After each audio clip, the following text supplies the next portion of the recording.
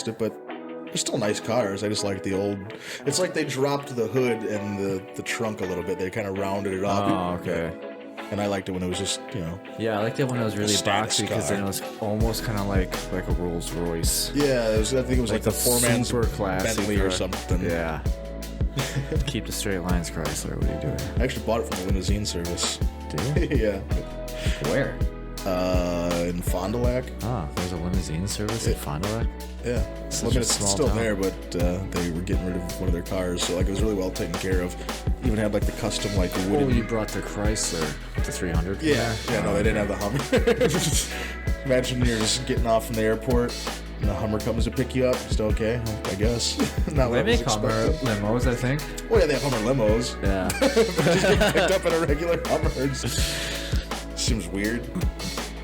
But anyway. So, biggest lesson for you was the stock market can suck sometimes. Oh yeah, I guess my lesson there was to just not be spontaneous and be like, "Ooh, I want that. What can I cash out?" And buy? Okay. Like, don't get me wrong, I needed a car, but I could have also waited a little bit. Well, I guess all right. So I should have bought if I was gonna like cash out a stock that could have made me a lot of money. I should have at least gotten a more reliable current vehicle, at least in the teens. Yeah. It'd be nice if my passenger side window rolled down. How far is your drive to work? Like 30 seconds. That's not the point, Andy. My passenger side window doesn't, or my driver's side window doesn't roll down anymore. And my back gate doesn't open. It's little things. I was but it's making annoying. your point where you could have just waited because you don't. It's not like you really need the car to get to work. Exactly. I could have, or rode your sweet beach bike. like within 3 days, I would have seen that stock was going up, and then I could have just held on a little bit. Yeah. And then I would have just continued. You to probably would notice have happily walked to work at that point. Yeah, but like it literally was like even to where I had bought it from, and I'm like, get this shit out of here. I need a car. Yeah. And then so It's kind of like a patience matters. it's a type deal. multi-step lesson. Yeah. It's not just one solid lesson, but definitely A lot of not layers. just being spontaneous. It's an onion lesson. An onion lesson, yeah, exactly. Layers. Because it'll make you cry. And it'll make you cry. Yeah. Okay. Lesson for me this year, I let's hear actually this. really have to think about that. I've made an effort not to learn shit.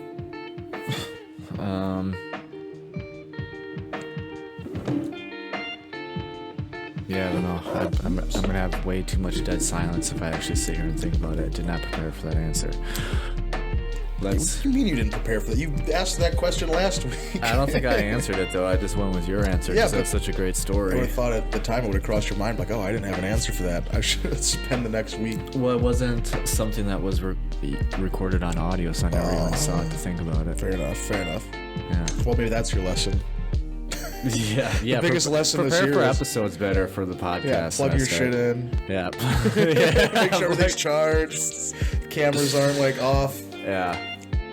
facing the wrong direction. But also just doing this in general. Just taking the leap and doing it. The podcast itself. This is something I wanted to do for a long time and wasn't really ever sure how I could pull it off. And really, I think the answer is you do what you can and you start and then you build off of that. Yeah, I'd agree. It's like, as long as you gotta take the first step and then also the second and the third and the fourth. Yeah. But like you just gotta keep taking steps and doing something with your time to progress. Right. Okay. Usually that's the hardest part for me. What, taking multiple steps or the first step? The first step. Yeah. Usually once you get the first step down, like, the rest comes a little bit easier. Not super easy, but I finally made an appointment to do my taxes. It is May 9th. The cutoff is the 15th. And my date is the 11th. All because I don't want to fucking call this chick and take 30 seconds out of my time to tell her that no, I don't own any property. I didn't start any businesses this year, and yes, I did sell some stocks. Yeah. Scalpel. Yeah. No big deal. And then she's like, okay, come in on the 11th and bring your ID and we'll do your taxes. It wasn't difficult. It was just taking that first step to make the phone call. I don't know, didn't want to do it. How come you don't just do it online yourself? It's because you want to make sure you get all the sweet deals? I trust them better to do it, and again, I didn't even want to take time to make the phone call, let alone sit down at a computer and I've always done it myself. Punch numbers for an hour. How long does it take you? Not very long, but then again, I'm how long is not very long? Not getting very much back. I don't know, like you're a half hour. You're not like savvy with it? No, I'm just like I'm basically just doing it so the government doesn't track me down and start telling me that I have to give them money. Is it because you don't want to pay somebody else to do it, or? Yeah. Well, I guess I don't know. But is the money you're saving on not paying them to do it more than the money you're That's not the question. giving back? I'm not sure. Letting a professional do it? And there's no real way to know unless I make the investment, pay somebody to do it, and then compare. But at the same time, I'm constantly making different amounts every year, so because I'm usually working a different job or a different position, so it could never be like a real fair comparison. I don't make a steady income on an annual basis multiple years. Well, maybe next year. I think next year will be one of the highest because I've reached my highest earning potential ever through this driving gig. So, like, you can't make any more money there than you have this last it'll year? be the most I've ever made. Oh, okay. Because you said potential, so it's like that the cutoff. Just like, don't give him any more money. He's had enough. Okay, yeah, it was a bad word choice, but the point is, I won't really be able to compare it because last year I will have made significantly less. So how can I be like, oh, I got this much doing it myself this year, making this much money, and then comparing it to me making this much money, paying somebody to do it. Oh, it's confusing. Sounds like something a professional could help you with. Yeah, if I made like 60 grand a year every year for like 5 years or whatever, then I would probably just be like, all right, fuck it, I'll pay somebody to do it, see what happens. But it doesn't work. I don't make a consistent amount like that. What do you have there? Sandwich. Quick Trip Sammy? We were talking, so. I like how you were trying to sneakily pull it out of your pocket, but the wrapper's so loud. It sold me out. It's like 2 o'clock, right? It's my feeding hours. Is it 2 o'clock? Oh, yeah, it's a little bit after. I do that. They're intermittent fasting, so I don't eat until 2 p.m. Oh, yeah? I'm like a snake. I have feeding hours now. Fuck. I should do that. Actually, I mowed down a burger before you got here. You son of a bitch. Yeah. At least you ate it beforehand this time. Last time you just let that pizza sit there and get cold. I felt really guilty about it. Well, we weren't even recording that night. You just came over. And that pizza was sitting there. It got cold. Yeah, I still ate it, though. Sorry, I was chewing. Beer makes me hungry. What is an area in life where you haven't given it your fullest efforts? Family, friends, and loved ones. Oh, yeah? Oh, yeah. I will go years without contacting somebody I care about. Why? Or just, I don't know. That happens to everybody. It happens with me, too. Yeah, you just get busy. But even when I'm, like, not busy, when I'm, like, for example, just sitting at home in my underwear watching Smallville. Yeah. I could pick up the phone and call my papa, but I don't know. I don't. Typically, I mean, I call, actually, my dad's probably the one person I actually do take the time to call. But even that's been slowing down lately because he's been, he's an older fella, so he's just now figuring out text. So we've kind of moved on from there. Really? Or moved on to texting. But he's a musician, though. He should be savvy with texting. I don't know. Maybe not. But yeah, it's honestly, I think I got most of my bases covered. Not all of them, but for the majority of it is. I mean, well, yeah, just spending more time with and reaching out to friends and family. Yeah. I think I need to put more effort into drinking the same amount of beers as you are.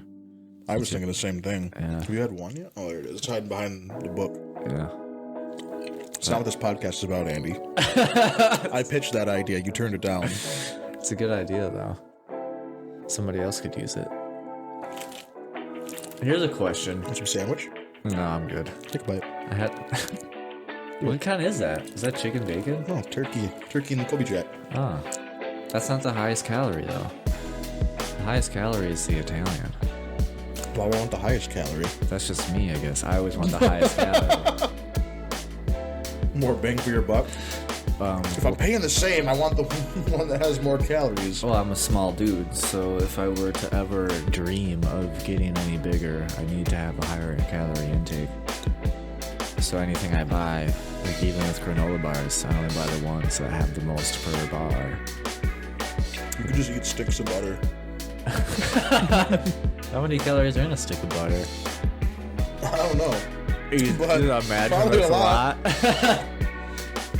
Just dip it in like peanut butter. And as far as the granola bars go, or the protein bars, those Cliffs, they have 250 per bar. Oh yeah, I like Cliff bars. So now, those are pretty. At first, they taste like dog food. They get better as you go. What kind do you eat? Dog food flavored ones. Yeah, those are tough. It's an acquired taste. It's crunchy. You gotta add water, you get that gravy flavor. Ah, that's how they do it. I like the banana one. It's banana and peanut butter. It's a good flavor. I didn't know they had that. That does sound good. You usually just get the mint chocolate chip ones. You can't the mint chocolate chip. Yeah. Like the ones that are at Quick Trip, they only have like 2 or 3 flavors. But if you go to Walmart and get a whole box, they have a bunch of different flavors. Ones that I've never seen before. I just bit my mustache. It happens all the time. Sometimes it gets caught in there and you give it a little yank with your mouth. Yeah, and then you have to twist it with your fingers to get it out of there. That's actually why they invented the twisty handlebar mustache. To keep you from eating it when you have sandwiches. Specifically sandwiches? Mm-hmm. Huh. Alright, here's a good one. Alright. Been waiting for one. From the book. What motivates you to continue any project without seeing any significant growth prior? Daydreaming about it. Just fantasizing. Just whether I've seen the progress or not. Just laying in bed at night thinking about where I believe it's gonna go. What's a project specifically that you're talking about? Well, I mean, right now it's the art stuff, you know. Great, let's bring it in. Offbeat Artworks Where, by Adam Berg. What kind of progress or growth would you like to see that you're not seeing? Well, I would really enjoy my first sale on Etsy. Really? I'm up to 200, you know, because it's pretty fresh. I started maybe a month ago now, but I'm up to probably 200 visits. Okay. Still haven't gotten an actual bite yet, though, but I'm waiting for it. I mean, I've sold them outside of Etsy, but, you know, just, I'd like to christen that segment, that area of my business. Well, if you have 200 visits, at least you know you're getting some sort of traffic. So if you're listening and you're not a huge piece of shit or a terrorist or possibly a child molester, you'll do the right thing. You'll hop right on that Etsy account and be my first. That was a great plug. Thank you. I don't think I alienated anybody. What? How are you driving traffic to your Etsy? Just joining different art groups on Facebook and just kind of sharing my stuff and leaving links. Okay. I went to Goodwill the other day with a handful of my business cards, and I just put them in random pockets of things for sale. That's awesome. I love it. I found the artsy looking shit. Yeah. Whoever buys this is into some weird stuff. They'll enjoy my stuff. You should just do that. We should just go to a bunch of Goodwills. Just put cards in pockets. That's my marketing technique. I think that's great. I also just kind of throw them out the window sometimes when I'm driving. Oh, okay. That works. Well, yeah, that could work too. And I also pay Facebook and Instagram have promote your shit for a couple dollars here and there. So you run ads or whatever they call it. Yeah. Paid for a couple ads. So what's motivating you to continue even though you still haven't gotten that first sale on Etsy? Getting that first sale on Etsy. Okay, so that motivates you. Well, just progress at all. Yeah. What the whole point really is that you aren't bogged down by it, that you're still going after it, and you're not no, because I have giving up because you haven't. I have a purpose now. I have a goal, something to work towards. So that's. You think your noise gate is going to cancel out me chewing the sandwich? No, absolutely not. Perfect.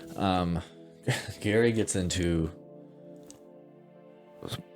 pretty similar to what we just described. He says, I'm blown away by how people are crippled by a project that doesn't go the way they wanted it to. Like my last podcast. I have a clear vision professionally where I want to go, and so I am willing to be very patient along the way because I have conviction and remember why I believed in doing it in the first place. For the 1 or 2 times I invest poorly, like in Tesla, or get involved in the wrong thing, I'm going to figure out a win alongside that. I understand in those losses that I'm gaining valuable experience. So yeah. So, just for me to elaborate a little bit more on my... There's a garbage can right over there. I wanted to throw it on the floor. I thought I could make it inside the box, but I didn't. It's by your foot. Oh, okay. Do you think the people at home can see it? No. It's by his foot. I really wanted to make sure, because in the first episode, half the camera shot is our feet, and I wanted to be sure to avoid that for this time. I'm going to refer to the audience as America now, like Bernie Mac for the remainder of this show. Okay. So, see that, America? American people want to know. More like, our reach is further than just America, though. Oh. So you're alienating the world. The rest of the world, I should say. No offense to the rest of the world. But we're saying America anyway? Not anymore. Oh, okay, not anymore. Now you've alienated me.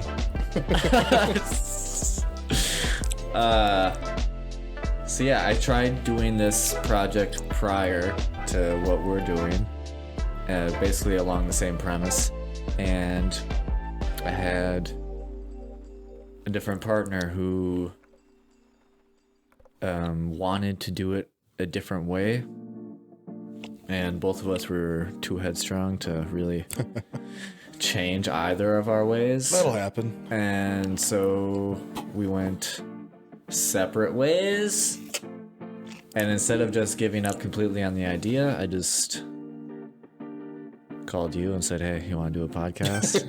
And you agreed, and so we're continuing. So, I'm watching Smallville in my underwear right now. Can it wait? No, back then you were watching those episodes. Yeah, because I hadn't discovered Smallville yet. Oh wow, there's so much better stuff to watch.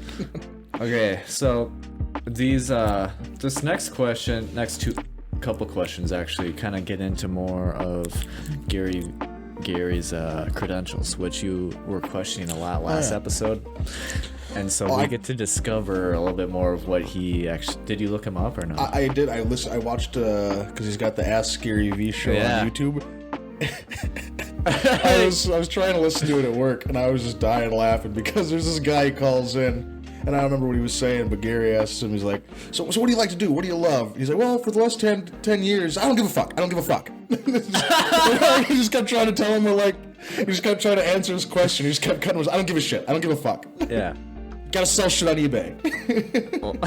So I was just answering everything. Just, no, you gotta sell shit on eBay. Believe in the flip. You gotta flip shit on eBay. That's the way to do it. No, fuck being a real estate guy. You gotta sell shit on eBay. Yeah. I mean, he gave other advice than that, but that was a good advice. Like, so what do you like to do? Well, I like to shut the fuck up. Sell shit on eBay. You're not selling shit on eBay, you're doing it wrong. We're kind of painting him off to be quite the asshole then. I don't think he needs our help with that. Okay. Did you learn anything else?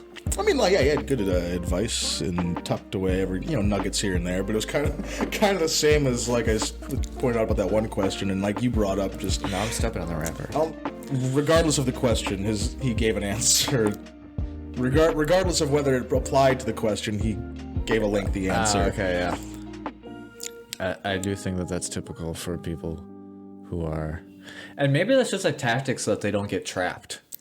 Well, there's obviously going to be evil interviewers out there that are trying to get them to walk into somewhere where they have a bunch of shit lined up to fuck them over. Right. And so they're just naturally going to be like, I'm not going to talk about that. This seemed to be like college kids calling in asking for help. Yeah. Yeah. Oh, okay, so you don't think they'd be that... Yeah. So that is kind of his audience, so... Although I have seen videos where he talks to adults, like, more adults. I guess I wouldn't... I don't really want to say college kids are adults since we say college kids. Touche. College adults. College adults. So, yeah. So he has this thing called Vaynermedia. And the question is, does Vaynermedia focus much energy on winning awards? And what's your take on the ad industry obsession with awards in general? And so Vaynermedia, I believe, would be his media business. And that's where he launches media businesses. So that's some sort of... So his media business is launching media businesses? I believe so. It's impressive. Yeah, he does interesting things with his time. Are there any sort of awards you could win at the craft fair? I don't think it's actually more of a flea market. Okay. / craft fair. But no, I don't believe there are awards. I guess, are there any awards in general that would attribute to what your offbeat artworks? You know, I'm sure somewhere along the way there's things that I could probably get thrown in the running for, but yeah, I mean, doesn't matter to you. I haven't really thought about awards. Okay. Awards don't pay my bills, Andy. That's right, and that's exactly what Gary says. He says awards are horsecrap. Agencies win to recruit talent and get more business. So it's nice to have a carrot to dangle in front of you, though. Something to work for, you know, just something that looks good on a shelf in a resume, I suppose. Just, oh, you want to hire me? I won the super duper cool artist of the year award from the craft fair. Yeah. I guess that would only really apply to you, though, like if you're doing commissions, right? I feel like it'd be easier to get awards if you're doing something like that. I mean, there's other work to do in the field, too. You be, you know, illustrations for books, do designs for, like, you know, ads and stuff like that. Actually, my boss at work, her brother is a digital illustrator. He does freelance work, and he actually redesigned the Kool-Aid guy for like a limited edition line of like retro Kool-Aid jammers or something like that. She brought in the box and showed me. Nice. It was kind of cool. That's cool. So I mean, there's stuff you can do, but yeah, I'd assume having an award or two under your belt might, you know. Do you think like a star rating would be considered an award? Well, yeah, it's a star. You earned that star. So having a 5-star rating would be important, right? Out of 5 stars. Well, like especially on my end of things with having like an online selling business, like, because I buy a lot of stuff online. If it's not 99.9%, if it's 95% positive feedback, I'm like, ooh, who'd they screw over along the way? Sometimes those people are just angry though. Well, yeah, and you know, mistakes happen, but if they've had this many sales and there's now a percentage of failures, I could potentially fall into that percentage. So I want to know what I might be getting myself into. Plus, you know, some sellers are just lazy, crappy sellers too. So like if it's less than 100%, I usually check the comments and I click the little red ones. Yeah. Because those are the negative ones. And then usually it's like, oh, something was late or whatever was damaged, but retailer responded. But if it's like, received item late, item was wrong, retailer wouldn't respond to any of my messages. Stuff like that. Yeah, that's the kind of stuff you want to avoid. So, I mean, I'd say, yeah, rating is maybe less, what's the word? What's the word, Andy? I don't know. Well, the question is a rating the same as an award? Oh, no, that's what I'm saying. Award is a little, like, it's more... I don't have the words. Substantial, like a rating directly applies to your quality, whereas an award is kind of like a more, that's the word I can't think of, you know, like when you hold something in, like, when you idolize something, even though it's not as good as you. Yeah, I can only think of like achievement, but I feel like getting a 5-star rating is an achievement to strive for as well. Yeah, well, I guess I suppose an award's an achievement too, but I'm probably spending too much time on the difference between ratings and awards. A rating is something. I feel like I guess my main point though is I feel like a rating is more important than the awards. Awards are often given away for bullshit reasons too. Superficial. That's the word I was looking for. Remember when I asked you what the word was? Yeah. The word was superficial. I never got there. Okay. So awards are superficial, but ratings, those are important. I feel like that's a more accurate representation of the service you provide. Yeah. Whereas like not every person that you please with your product or service is going to give you an award for it, and then you just no, look, I got all these awards from all my happy customers. Yeah, got all these stars. I have no place to put them all anymore. Okay.